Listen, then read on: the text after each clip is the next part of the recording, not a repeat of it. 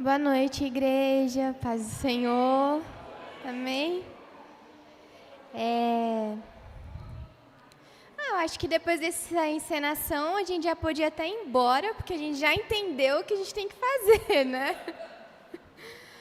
Mas eu vou orar, tá bom? Por esse tempo.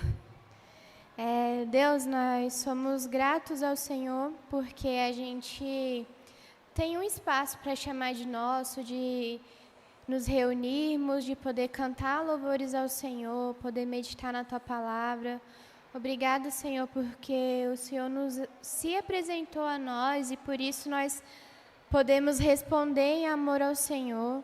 Isso é fruto da Sua misericórdia, da Sua graça, Deus. Eu oro, Senhor, por esse tempo, para que o Senhor me conduza, me lembre das nossas conversas, de tudo aquilo que o Senhor já colocou no meu coração, Deus, e que o Teu Espírito passeie mesmo no nosso meio, né? Ao contrário, Jesus, porque o Senhor já mora em nós, então que a gente dê voz ao Teu Espírito hoje, Senhor, em nome de Jesus. Amém. Não sei como começam essas coisas. Esse é um ambiente que ainda me deixou muito nervosa.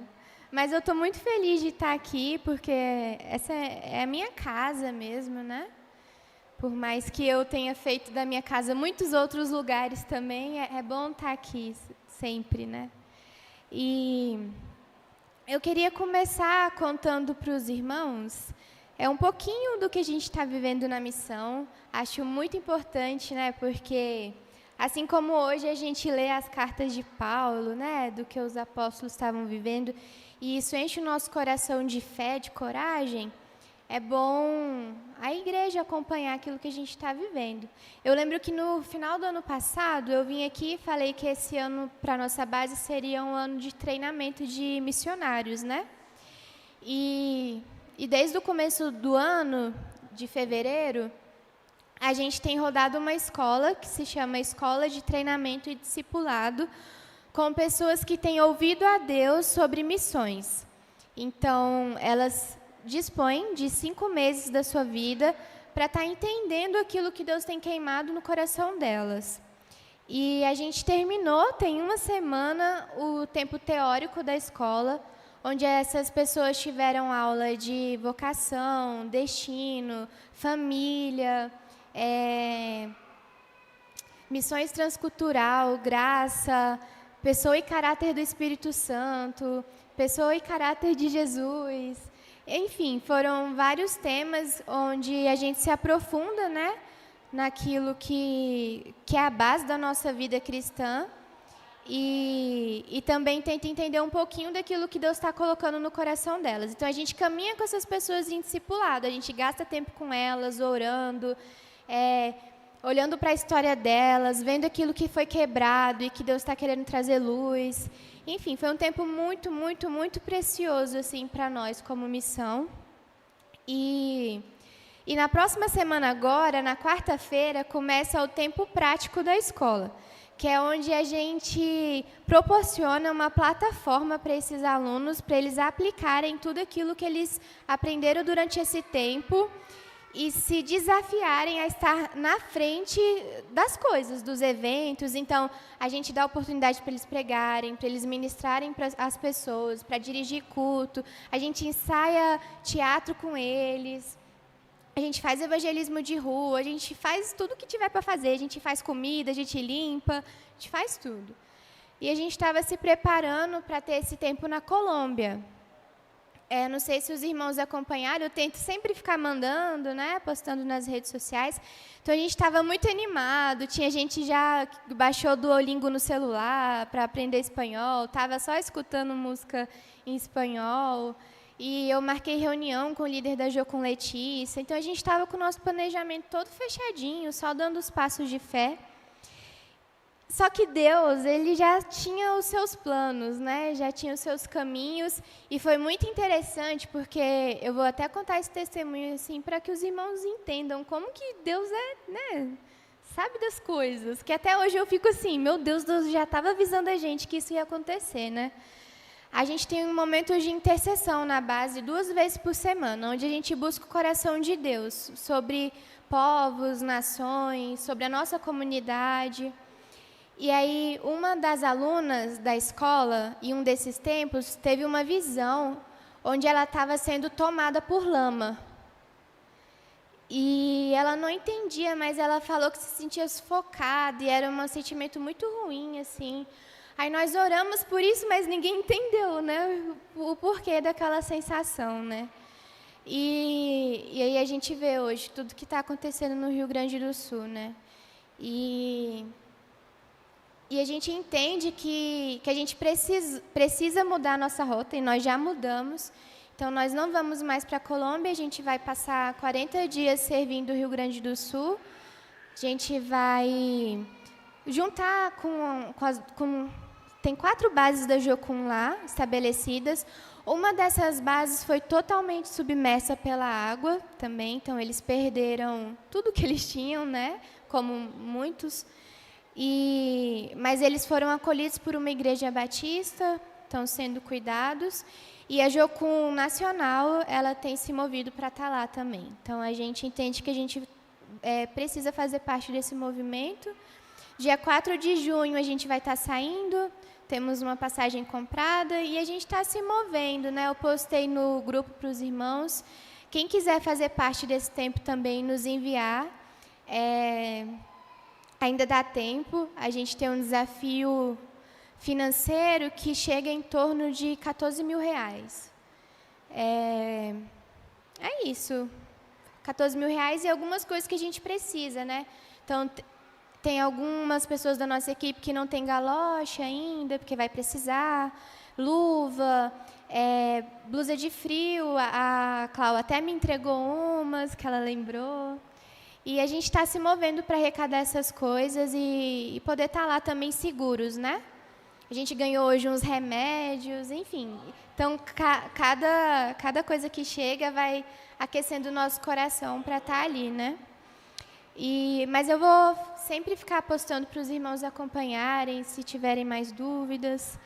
E assim a gente termina essa escola, né? No meio do ano finaliza essa escola e depois vai começar uma outra escola de audiovisual, que é para treinamento de missionários que tem essa vocação. E esse é o nosso ano na base, e a gente já está sonhando com o próximo ano, mas aí, numa outra oportunidade, eu venho aqui e compartilho os outros planos, tá bom? Então, vamos lá.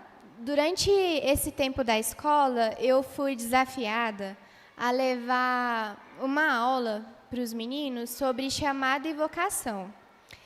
E, de primeiro, eu fiquei assim, meu Deus, eu não vou conseguir, porque são 2 dias com eles, né? Então, é cerca de 3 mais 3, 6, umas 9 horas corridas de aula. Então, você tem que falar 9 horas, né? Meu Deus, eu não vou ter conteúdo para tudo isso.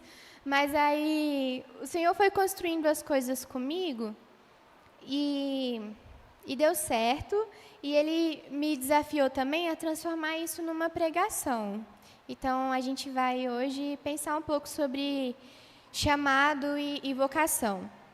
Mas uma das coisas que foi muito interessante quando eu estava construindo isso com Deus é que eu sempre tive o conceito de que chamado era uma coisa muito pessoal da pessoa, assim, que era um plano idealizado por Deus. Então, Ele me projetou para eu ser missionária. Deus me projetou e me deu dons específicos, e isso era chamado. Só que Deus foi me mostrando que isso faz parte, que existem coisas existem detalhes que são chamados específicos para cada pessoa, mas existe uma coisa mais profunda, que é um chamado geral, para todo e qualquer cristão. E que não adianta a gente estar exercendo aquilo que é o nosso chamado específico, se a gente não responde ao que é o chamado geral. E o Senhor foi me mostrando que eu passei 2 anos na Jocum tentando entender isso, porque eu estava buscando o meu chamado específico. Então, eu achava que eu estava lá para cozinhar. Eu achava... Primeiro que no começo eu nem reconhecia que eu cozinhava bem, na verdade. Eu não sabia nem por que eu estava ali. Eu só achava, sei lá, Deus me levou, então vamos descobrir. E eu sempre busquei isso até como uma forma de entender o meu pertencimento naquele lugar. E aí Deus foi me mostrando que Ele ficou 2 anos me ensinando que Ele não tinha me chamado só para fazer coisas. Mas Ele tinha me chamado, primeiro, para ser transformada. E por quê, né? Por que eu preciso ser transformada e por que vocês precisam ser transformados? Gênesis, do capítulo 1 ao 3, vai narrar, né? A criação do mundo, a convivência com Deus lá no jardim.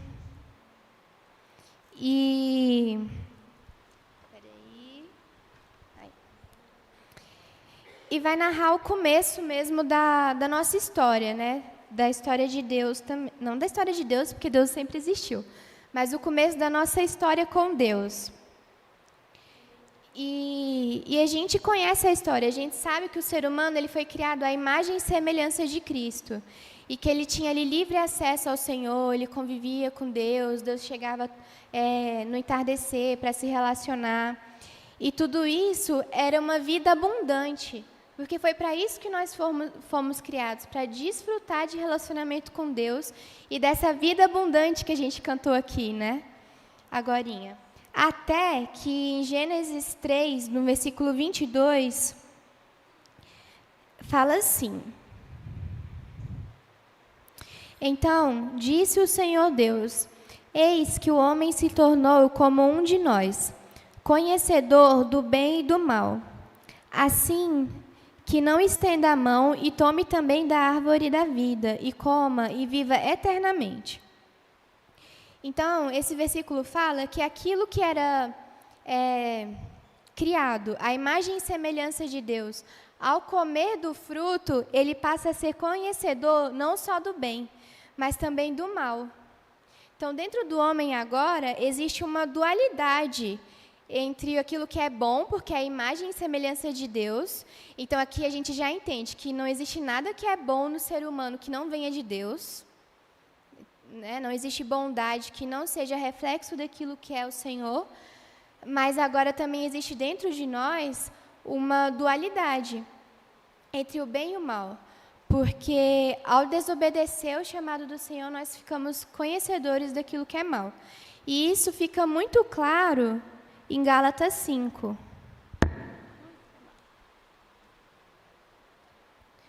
Quando tem essa... vou ler aqui para ficar mais claro. Gálatas 5, 19. Ora, as obras da carne são conhecidas e são prostituição, impureza... Peraí, rapidinho, que eu queria uma expressão.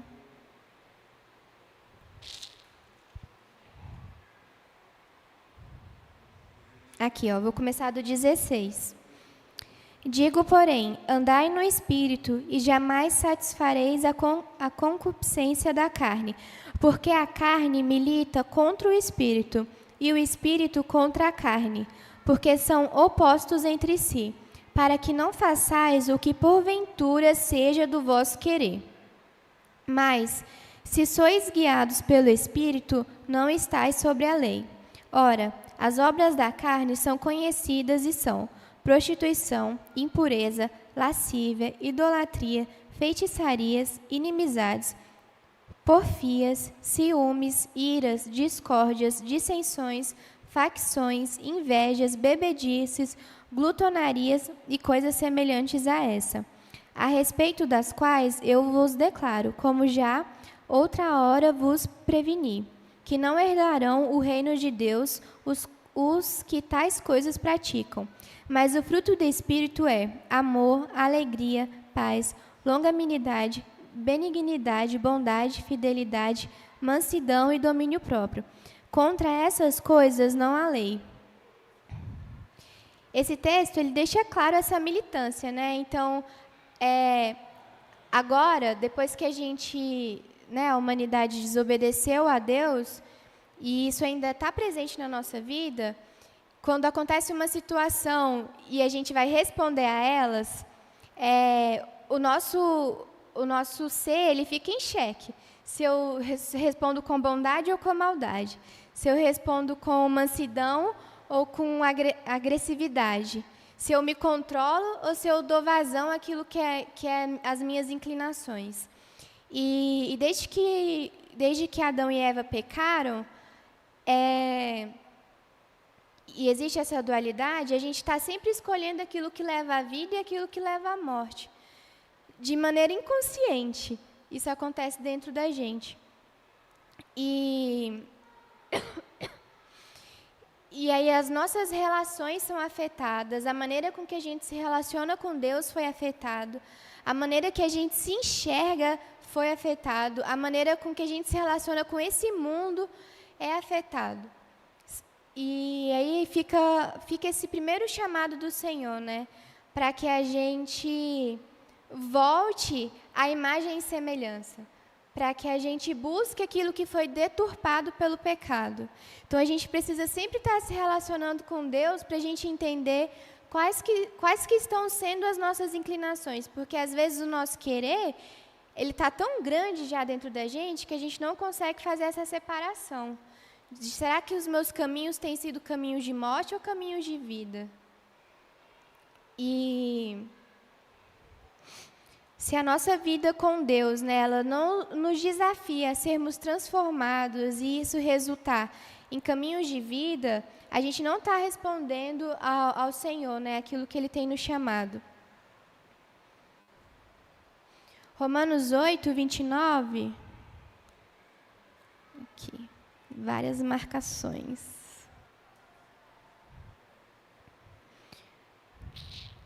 Romanos 8, 29 vai falar assim: porque aos que de antemão conheceu, também os predestinou para serem conformes à imagem do seu Filho, a fim de que ele seja o primogênito entre muitos irmãos. Então, eu não sei se vocês já viram essa expressão, né? Que quando a gente fala assim, quando acontece alguma coisa e alguém fala assim, mas você tem que ser como Deus, mas ninguém é como Deus, né? Como se o padrão de Deus ele fosse inalcançável. Mas a Bíblia está falando que é para a gente ser conforme a Cristo, que esse é o chamado de Deus para a gente. Então, isso é uma desculpa para quem não quer assumir a responsabilidade de ser transformado, de quem prefere ficar na sua razão, no seu egoísmo. E na nossa vida com Deus não tem espaço para isso, gente. Se a gente vive uma vida liderada pelo Espírito Santo, a gente tem que tomar a nossa cruz. E muitas vezes a gente acha que essa cruz vai ser de problemas, mas muitas vezes é de posicionamento. E que Deus nos livre, né, dessa síndrome de Gabriela, onde a gente nasce assim, cresce assim, vai morrer assim, vai ser sempre assim, né? Então, a gente tem visto muito na igreja, né? Não, porque é o meu temperamento, eu sou melancólica, então ninguém pode me machucar, porque as minhas emoções são a flor da pele. Ou é porque eu sou sanguínea, quando alguém vem para cima de mim, eu já preciso me defender, porque, né, cada um por si, Deus por todos. E não existe isso. O Senhor nos chama a ter outros tipos de resposta, a inclusive abrir mão daquilo que é a nossa razão. E a gente vê o quanto isso tem afetado nas nossas relações, né? O quanto a gente prefere ficar na nossa razão, na nossa autodefesa, na nossa justiça própria, do que vir para esse lugar de humildade e perguntar para o Senhor, né? Qual que é o fruto do Espírito que Ele quer que as circunstâncias gerem em nós. E eu acho muito interessante essa passagem de Gálatas, porque ele usa o termo obras da carne. Mas quando ele vai falar de fruto do Espírito, está no singular, não está no plural. Então, a nossa carne pode nos levar a muitos caminhos de morte. Mas quando você tem uma vida de Espírito, é um fruto só que gera todas essas características. Então, eu não posso só ser mansa, eu também tenho que ter domínio próprio. Eu não posso só ser bondosa, eu também tenho que ter paciência nas situações. Porque, vocês entendem a diferença do plural e do singular nisso?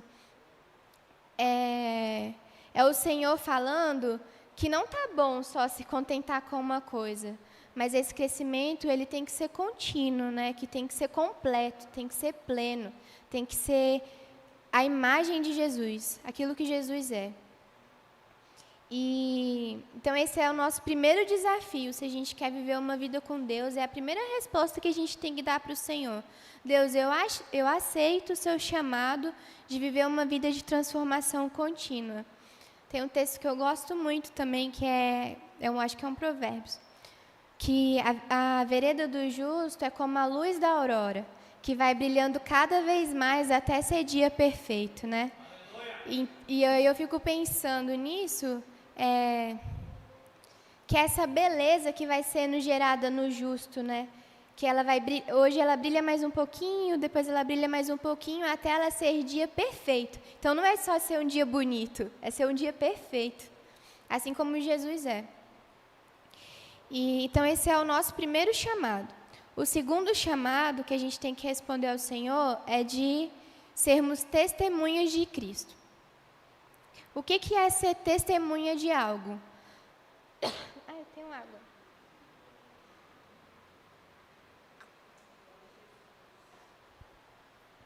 Ser testemunha de algo é contar daquilo que a gente viu. Então, quando acontece um processo, né, de tribunal, e aí chama as testemunhas, é porque a gente vai confiar na palavra daquela pessoa que ela... É muito literal essa palavra, né? Que ela testemunhou algo, então ela viu, ela estava ali presente, falando daquilo, ela tem autoridade para falar, não, confia em mim, porque eu vi, eu sei do que eu estou falando, eu acredito nisso, né? Esse é um chamado muito forte, assim, mas vamos destrinchar mais um pouquinho para vocês entenderem. Quando eu estava pensando nisso, né, Deus me levou a refletir, assim, que a gente tem um desafio, mas é um desafio que torna a nossa fé ainda mais bonita, porque a gente é testemunho de algo que a gente não viu. Assim, o meu tio falou disso agora, né, no começo do culto. A gente não viu o Senhor, a gente não estava lá para falar que Ele tocou nele, né? Mas a gente crê. E aí, 1 Pedro 1:8, tá aqui.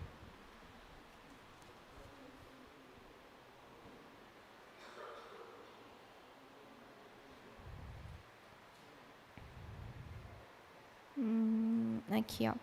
Eu vou ler o 7 e o 8.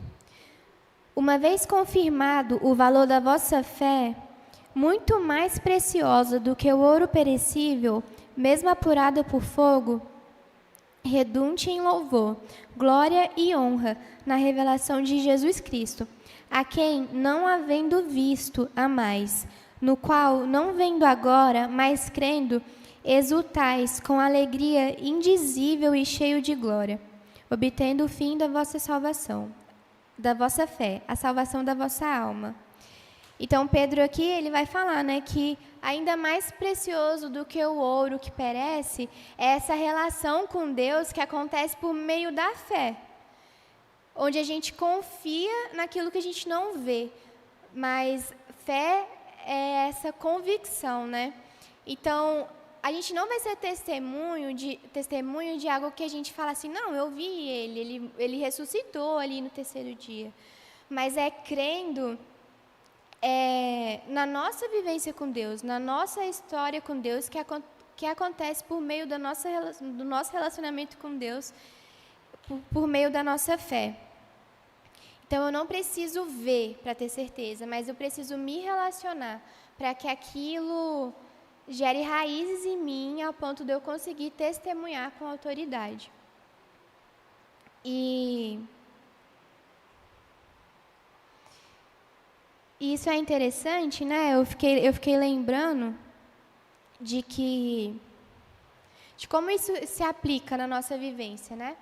no começo desse ano, na verdade, desde o final do ano passado, eu comecei a tirar minha carteira de habilitação. E aí eu até fiz outro movimento de arrecadação de recursos. Como diz um missionário aí, o missionário ele já nasce pedindo dinheiro, né? E, e isso é verdade, entre aspas, assim, né? Mas aí isso fica para outra hora. E aí eu fiz um movimento para arrecadar os recursos para eu pagar a minha habilitação. E aí, no começo desse ano, eu fui pagar uma das parcelas que faltava lá, e eu achava que faltava só mais outra parcela. Aí eu cheguei, né, felizinha da vida e tal, paguei a parcela e perguntei, quanto que falta ainda, só para eu ter certeza, porque para mim eram uns 400 e pouco. E aí eu tinha um dinheiro guardado para isso, da rifa que eu tinha feito, e aí ela foi e falou que não eram uns quase R$900. E isso, fora os desafios que a gente já tem na vida, né, de pagar aluguel, de comida, de tudo. E isso, com o movimento da ETED, eu já sabia que eu ia fazer uma viagem, então na minha cabeça tudo que vinha assim era dinheiro, dinheiro, preciso de dinheiro, preciso de dinheiro. E aí eu saí, né, e fui orando. Eu falei, Deus, aí, mais um rolê pra gente contar a história juntos, né? Como que vai ser? E foi tão interessante, porque eu estava fazendo a oração, aí eu olhei para o chão, tinha R$100 no meu pé. E, sabe, não eram os R$900 que eu precisava, mas era só o Senhor falando assim, vai acontecer.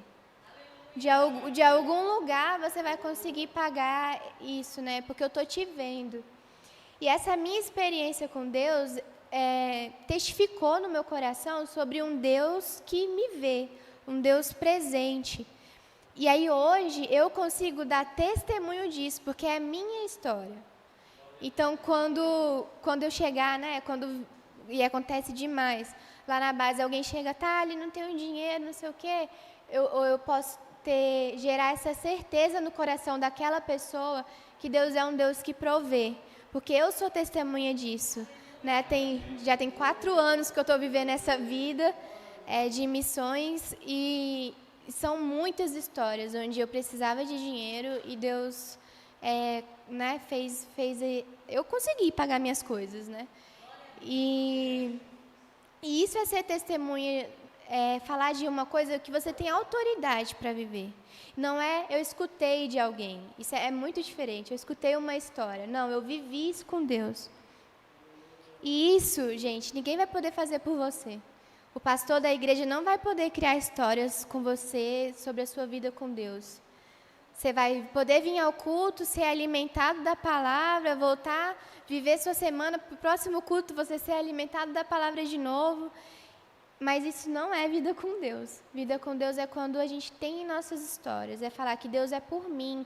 Eu vivi provisão de Deus, eu vi Deus agindo ao meu favor. Estou falando muito de provisão, mas pode ser outras coisas. Não, eu reconheço Deus como o Pai, porque no momento onde eu estava me sentindo mais sozinha na vida, Ele mandou alguém me dar um presente, ou Ele me deu uma palavra, ou Ele me deu um conselho. Eu não preciso viver solta no mundo como se eu fosse órfã, sabe? Porque Deus se apresentou como Pai para mim. É muito diferente do que a gente lê na Bíblia, assim. A Bíblia é, de fato, a palavra, e é suficiente para a gente crer. Mas é a palavra que a gente tem que viver ela, né? Tem um texto que fala que quando a gente escuta a palavra e não pratica, é como alguém que se viu no espelho e daqui a pouco já esqueceu sua imagem. Então, a gente tem que se relacionar com isso daqui para pôr em prática, né? Para ser o que norteia as nossas decisões e as nossas vidas. E aí, 2 Timóteo...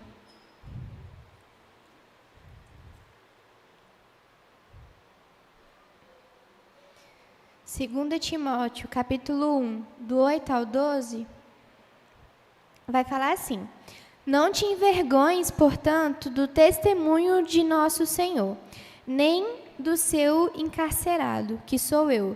Pelo contrário, participa comigo dos sofrimentos, a favor do Evangelho.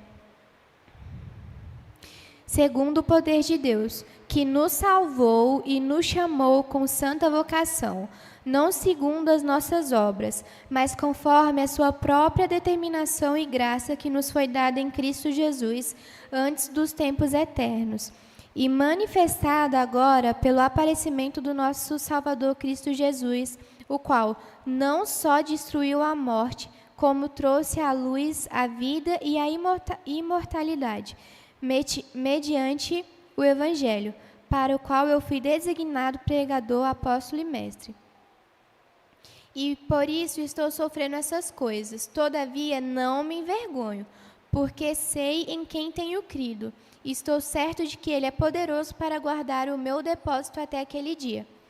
E esse texto, ele é muito poderoso mesmo, porque Paulo está falando para Timóteo, né, que não se envergonhe do Evangelho, porque essa é a sua história. Essa é a minha história. O Senhor tornou a morte inoperante na minha vida e hoje agora eu fui chamado para ser um apóstolo e pregador e mestre. Então, é como se ele estivesse falando, não se envergonhe do Evangelho, porque essa é a sua história. Você entende que antes você era um nada e a morte era operante na sua vida, mas a partir do momento que você encontra Cristo, você não é mais refém da morte e Deus ainda dá um outro propósito, um outro sentido para a sua vida. E ele ainda fala, né? Fui designado pregador, apóstolo e mestre. Então, se eu colocar isso nas minhas palavras agora, né, na minha vivência, eu não posso me envergonhar do Evangelho, porque antes eu não sabia viver, não sabia o meu propósito, era refém da ansiedade, não tinha muitos sonhos nem perspectiva, mas aí o Senhor me tira daqui, me leva para uma base, me dá um chamado missionário, me faz sonhar com família, junta os meus pedacinhos, as minhas inseguranças, me leva para um lugar de segurança no qual eu consigo orar pelas pessoas, levar esperança para elas, ir para um ambiente de catástrofe, de catástrofe e falar que Deus está ali, né? Que existe vida ainda para elas. Então, se eu não ocupo esse lugar, né, de vou contar o meu testemunho, eu estou negando aquilo que Deus fez na minha vida. Porque essa é a minha história. Hein? E aí a gente pode aplicar nas nossas pessoalidades, né? De onde foi que o Senhor te tirou, né?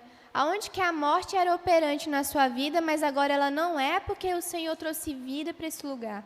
Se você não testemunha isso, você se envergonha daquilo que o Senhor fez. Então o Senhor está nos convidando, né, a falar para as pessoas mesmo quem Ele é, qual que é o poder dEle, o que Ele pode fazer, qual que é o destino, né, da humanidade mesmo. É só isso aqui? É só esse mundo? Quando a gente morre, a gente acabou? A gente tem resposta para essas perguntas e a gente fica aqui dentro da igreja, né? A gente não dá testemunho da nossa fé, daquilo que é a verdade, e é a verdade para todos, né? E Atos 1:8 vai falar...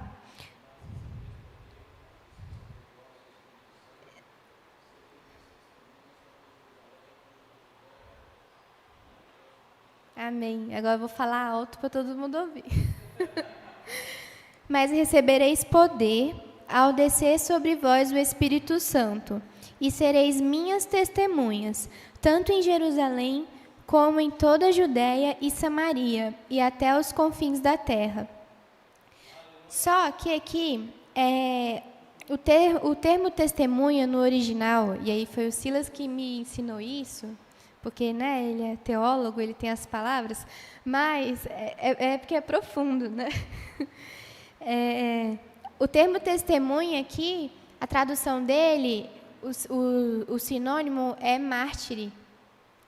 Então, o que o Senhor está convidando é que ao receber o Espírito Santo, essa entrega, ela cresce tanto dentro da gente, que a gente se dispõe até em ser mártire pela causa do Senhor, né? E aí, não sei vocês, mas em mim dá uma tremidinha nas pernas, assim, né? Porque será se eu estou disposta a ser essa testemunha?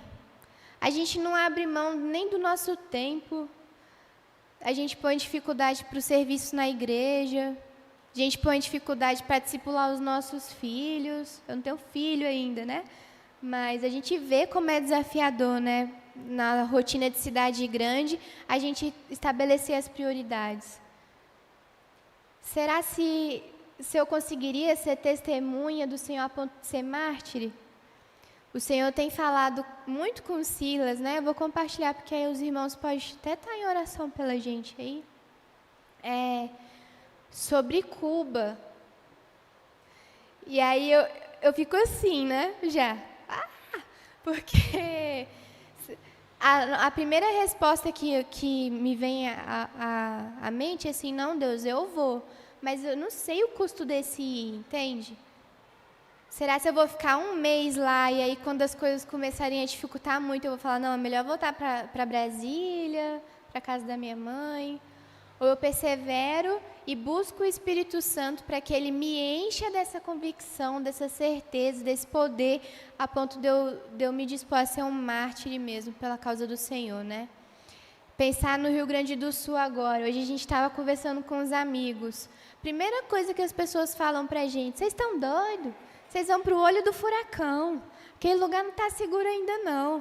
Até as cidades que não foram inundadas, né?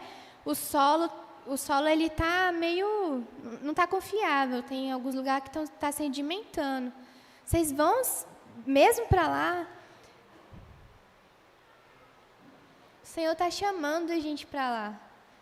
Ou eu confio, né, nesse Deus que eu falo que é soberano, que cuida da gente, que tem propósito, ou a gente fica aqui dentro mesmo, fazendo culto, esperando as coisas acontecerem, buscando as nossas bênçãos, pedindo para que o Senhor faça a gente prosperar.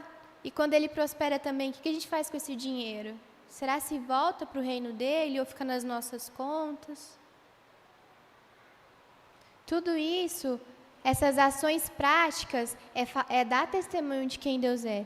Não, eu creio nisso, eu creio no reino de Deus, então eu vou fazer. E o terceiro chamado, né? Então a gente precisa se dispor a ser transformados e a ser testemunha do Senhor. E o último chamado, que é para toda a Igreja de Cristo, é sermos participantes da missão de Deus. Como a gente viu no comecinho, essa é a nossa história, a história da humanidade. Nós fomos criados por Deus para nos relacionarmos com Deus, a imagem e semelhança dEle. A gente desobedece, e não adianta colocar a culpa em Adão e Eva, porque a gente faz isso até hoje. Então, a gente desobedece e agora nós vivenciamos as consequências do pecado. Acabou a história? Não acabou a história. Lá em Efésios 1:12 vai falar assim.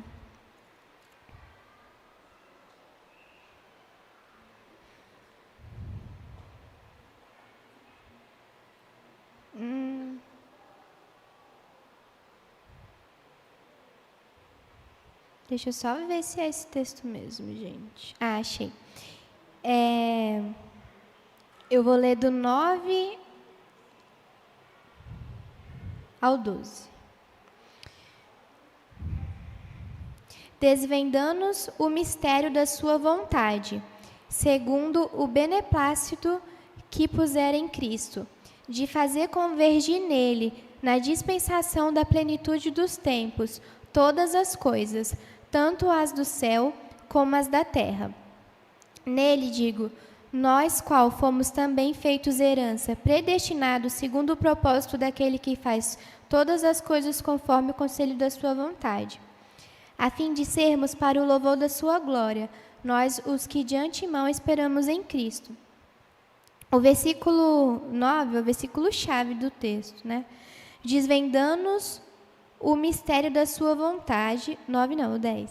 segundo o beneplácito do seu propósito, que é de fazer convergir nele, na dispensação da plenitude dos tempos, todas as coisas. Aqui tem a revelação do que é o propósito de Deus. Na plenitude dos tempos, convergir nele todas as coisas. Então a gente entende que o Senhor está fazendo isso agora, voltando as coisas para Ele. Essa é a missão de Deus, restaurar aquilo que foi quebrado. E a gente vê isso ao longo da Bíblia o tempo inteiro. Ele atrai as pessoas até Ele, mostra para elas como é bom se relacionar com Ele. Aí elas ficam lá, realmente, Deus, você é bom, você cuida da gente. Até que aparece uma situação, elas escolhem pecar contra Deus, se afastam de Deus, falam, não preciso de você, eu consigo fazer minhas escolhas.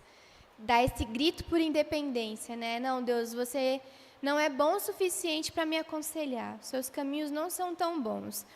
Aí elas pecam, curte aquele momento, até que chega as consequências do pecado. Aí, quando elas estão sofrendo as consequências do pecado, que são esses caminhos de morte, elas lembram de quem Deus é, clamam ao Senhor, e o Senhor é tão misericordioso e bom que dá uma nova chance para elas e se reconcilia com elas. Até, aí, de novo, né? Vive aquele tempo de reconciliação, peca, sofre as consequências, clama ao Senhor e Deus perdoa. Peca, consequências, clama ao Senhor e Deus perdoa. Essa é a nossa história, o tempo inteiro, durante a Bíblia toda é isso. O Senhor clamando para as pessoas, reconcilie-se comigo, porque eu estou aqui para me relacionar com vocês. Isso não mudou, isso acontece até hoje. Só que agora, em 2 Coríntios, deixa eu ver onde eu estou. Achei. 2 Coríntios, capítulo 5, do 18 ao 20, fala assim: Ora, tudo provém de Deus, que nos reconciliou consigo mesmo por meio de Cristo, e nos deu o ministério da reconciliação, a saber que Deus estava em Cristo reconciliando o mundo, reconciliando consigo o mundo, não importando aos homens as suas transgressões, e nos confiou a palavra da reconciliação, de sorte que somos embaixadores em nome de Cristo, como se Deus exortasse por nosso intermédio, em nome de Cristo, pois rogamos que vos reconcilieis com Deus. Ou seja, quem que é o meio que o Senhor está usando agora, falando, por favor, reconciliem-se comigo? Somos nós, é a igreja dele. A nós foi confiado o ministério da reconciliação. Ele usa a nossa boca para falar, ei, gente, vocês estão pecando, isso vai ter consequências. As suas escolhas sem o Senhor levam a caminhos de morte. E Ele está clamando dos céus, por favor, não por favor, né? Mas reconciliem-se comigo, porque eu estou disposto a viver uma vida com vocês, a aconselhar vocês, a levar vocês para caminhos de vida. Esse é o ministério que nos foi confiado, que foi confiado à Igreja de Cristo. E essa é a missão de Deus no mundo, né? Por onde, em toda a terra, a gente escuta muitos testemunhos lá na base, assim, de lugares onde a igreja é perseguida, é difícil o acesso até de missionários para chegarem lá, e Deus aparece para as pessoas e fala, olha, eu estou aqui, oi, quero me relacionar com você. Mas Ele nos chama a fazer parte da sua missão. Essa é uma responsabilidade nossa, de todos nós. Às vezes você não vai ser missionário, às vezes você não vai para o Afeganistão, às vezes, aí tem muita gente, né? Ufa, glória a Deus. Mas eu não sei qual que é a sua parte nisso, mas você tem parte nisso.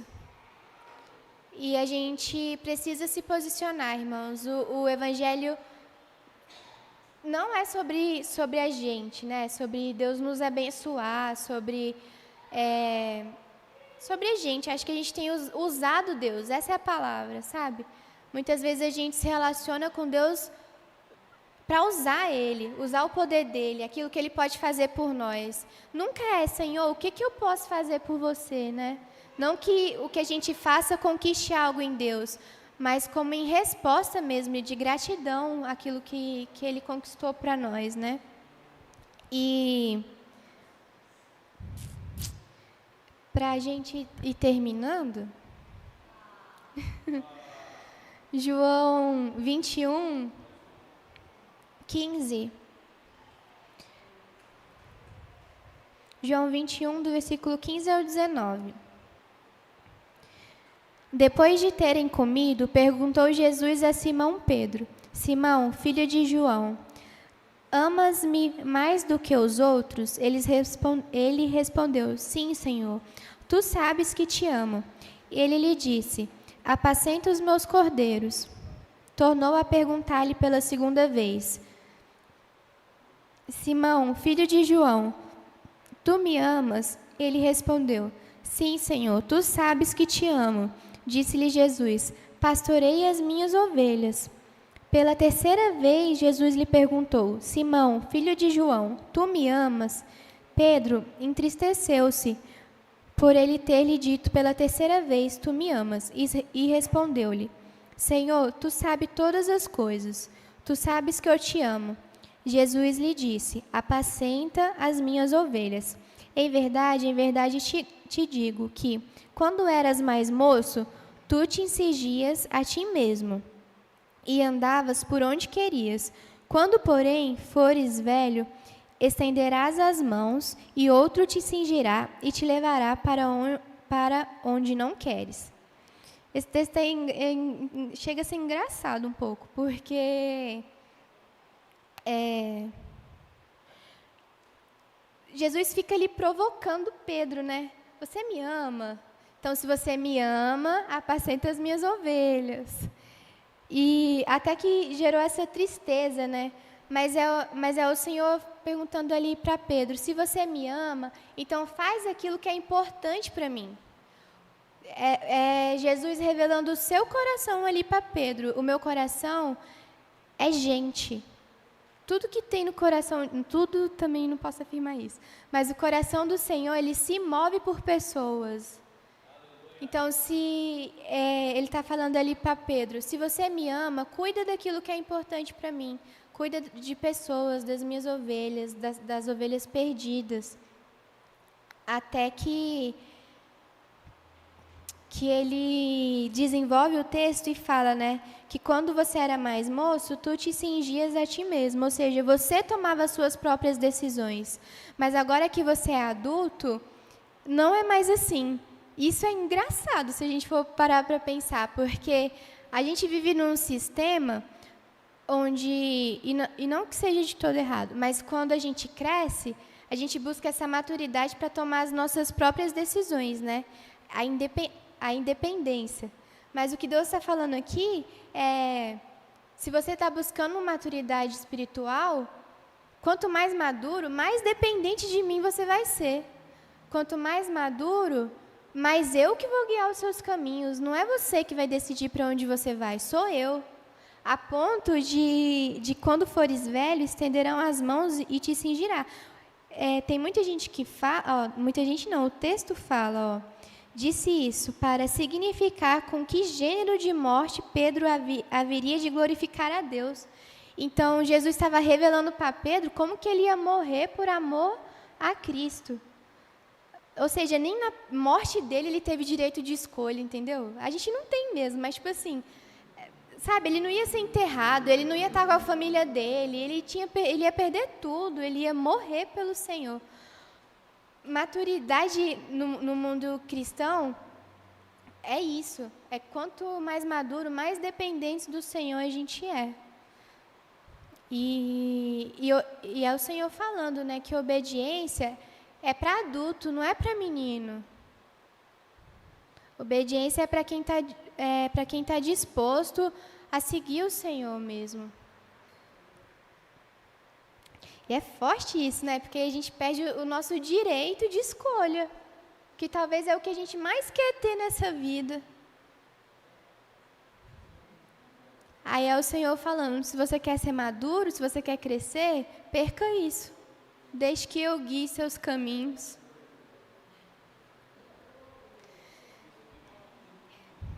E eu estava pensando nisso, né? E eu fiquei lembrando assim dos meninos, né, da escola agora.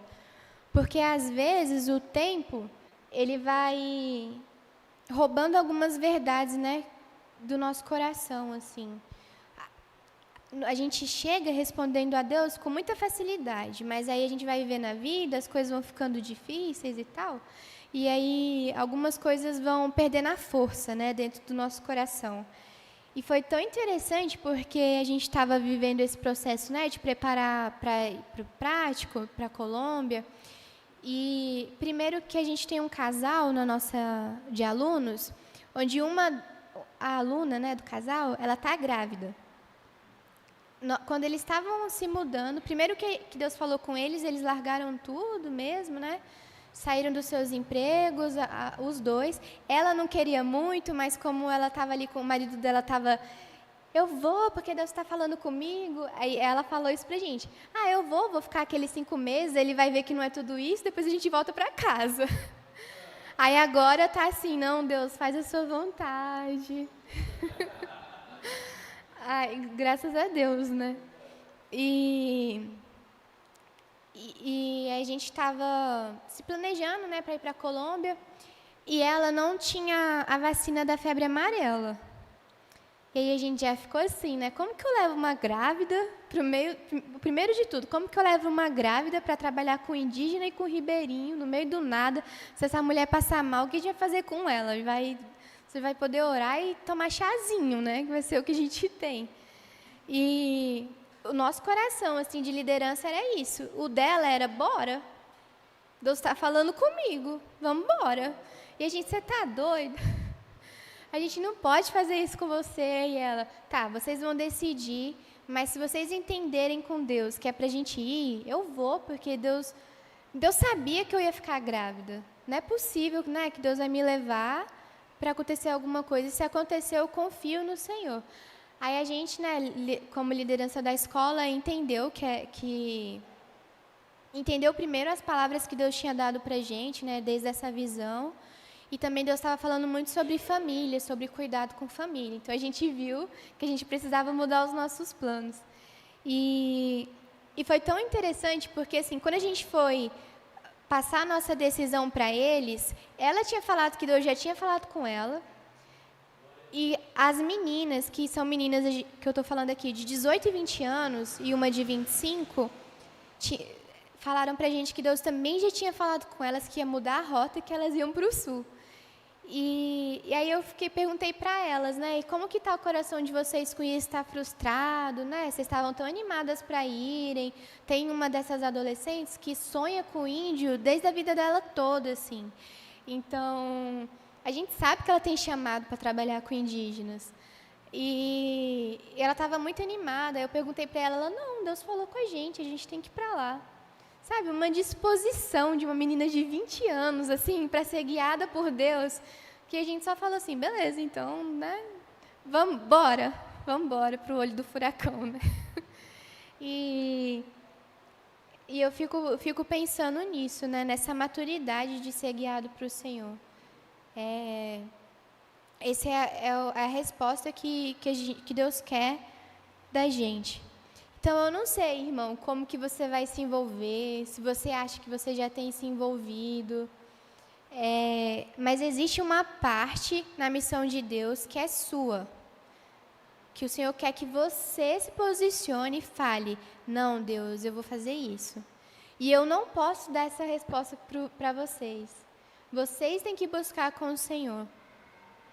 E para não ficar só, né, nas minhas palavras, eu queria, da última vez que eu dei essa palavra, eu passei um vídeo, aí eu tinha até pensado em passar o vídeo, mas aí o Senhor falou para a gente fazer um exercício. Então, eu queria que vocês pegassem ou um papel, para quem tem papel e caneta aí. Para quem não tem, abre o celular, o bloco de notas, e e a gente vai responder algumas coisas para o Senhor agora.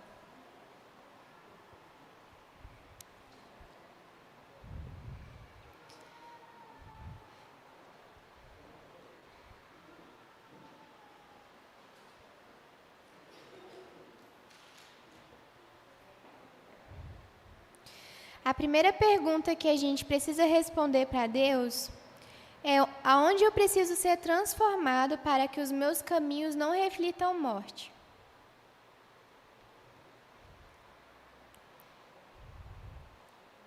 Aonde eu preciso ser transformado para que os meus caminhos não reflitam morte?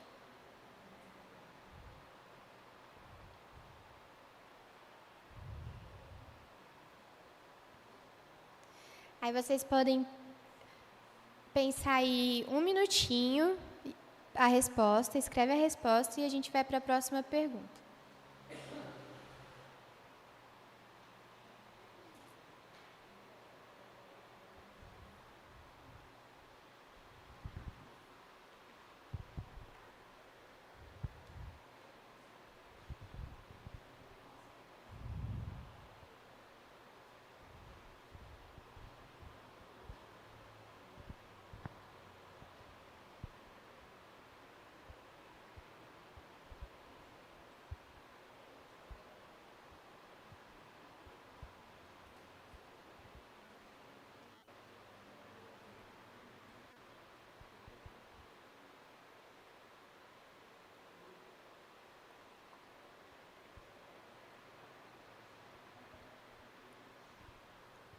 A próxima pergunta.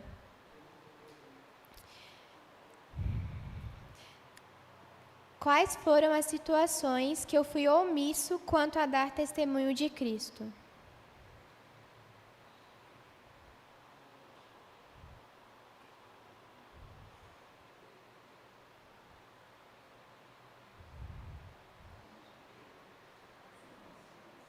Quais foram as situações que eu fui omisso quanto a dar testemunho de Cristo?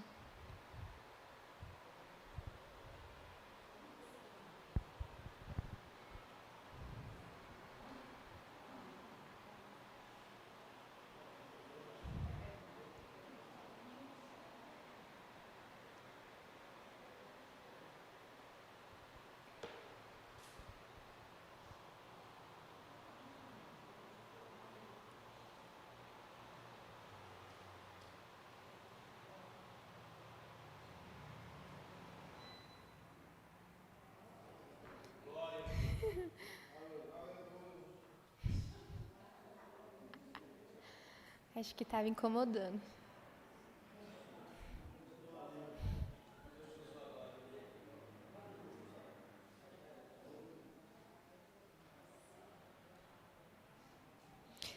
A próxima pergunta e última. Senhor, como eu posso me envolver na tua missão?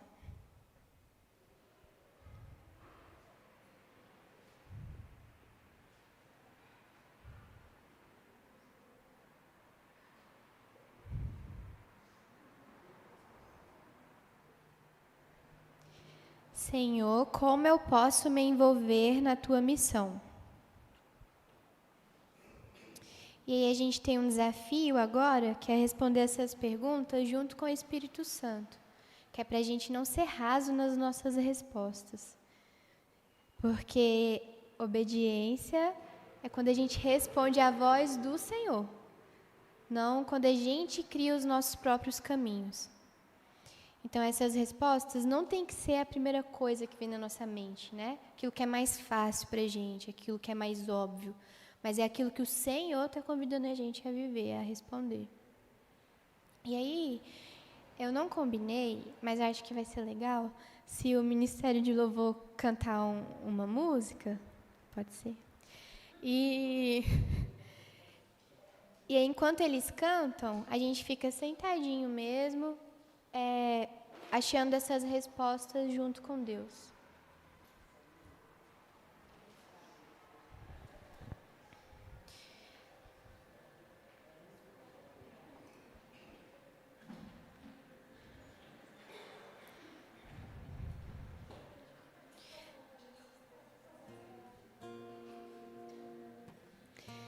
Deus, nós te agradecemos, Pai, porque o seu Espírito é presente e vivo nas nossas vidas, Deus. Porque o Senhor é um Deus que se comunica e eu creio, Deus, que o Senhor vai falar no coração dos meus irmãos aqui hoje, Pai. Obrigada, Senhor, porque o Senhor é um Pai que nos exorta e a sua exortação é sinal do seu amor, Deus. Porque só alguém que não ama o outro que deixa ele permanecer no seu erro, Senhor. Então eu creio, Senhor, que o Senhor está nos convidando a viver uma vida madura, Pai, de obediência ao Senhor, de ser conduzido pelo Senhor, para que a gente construa, Pai, tesouros que não se percam, Deus, mas que ecoam na eternidade, Senhor. Eu oro, Deus, para que o Teu Espírito nos convença do nosso pecado, nos convença da nossa omissão, nos convença a nos posicionarmos naquilo que o Senhor está convidando a gente a viver e a gente tem procrastinado, a gente não tem dado tanta importância, porque, na verdade, a nossa vontade tem sido o nosso ídolo, tem sido o nosso Deus. Eu oro, Senhor, para que o Senhor ministre mesmo nos nossos corações, Pai. Para que a gente consiga te responder, Senhor, porque o Senhor merece o nosso amor, merece a nossa devoção.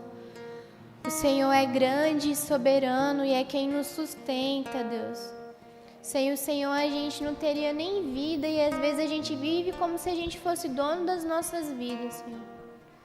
Nos perdoe, Pai, nos ajuda a responder ao seu chamado, Pai, de transformação, de testemunharmos quem o Senhor é, Deus, e de cooperarmos para a Tua missão, Senhor. Não nos deixe a par disso tudo, Pai, mas nos faz ativos no Seu reino, Senhor. Nos faz filhos maduros e obedientes ao Senhor, Deus. Clamamos pela Tua misericórdia, Deus, porque é a gente que perde quando a gente não ocupa esses lugares, Pai. Em nome de Jesus.